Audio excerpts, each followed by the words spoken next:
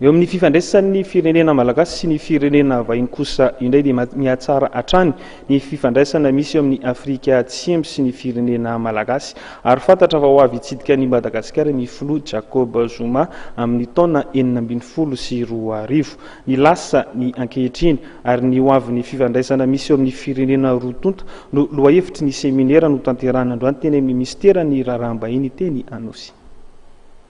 Ny fanamafisana sy ny fanitarana ny fifandraisana misy eo amin'ny Afrika Atsimo sy Madagasikara no tanjon'ny seminaira izay notanterahana androany teto amin'ny ministeran'ny raharaham-bahiny Anosy.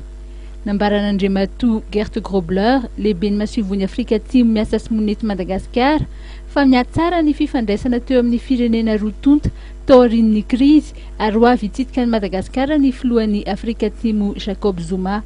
Cet séminaire, c'est sur les relations entre Madagascar et l'Afrique du Sud, surtout les relations, comment aller vers l'avant pour la reconstruction des relations entre nos deux pays. Il y a aussi les discussions sur les différents secteurs des coopérations. Mais en même temps, nous avons aussi essayé de concrétiser et c'est concrétisé, c'est sur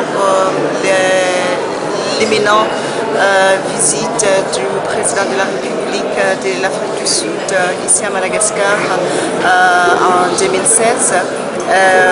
C'est un séminaire sur ces différentes relations entre Madagascar et l'Afrique du Sud. Natao indrindra mba iresahana ireo seharam-piaramiasa samihafa ny fionana. Anisan'ny mpandray anjara raha teo ny ministera Isadzokajiny, tao ihany koa ny eo anivon'ny Economic Development Board of Madagascar.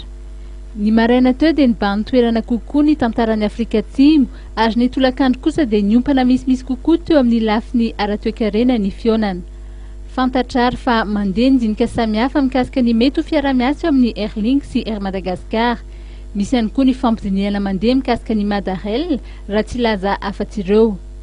Ny banky ny fampandrosoana ny Afrika Atsimo dia vonona ny anome tanana amin'ny fanamboarana foto-drafitr'asa toy ny lalana raha ny fantatra.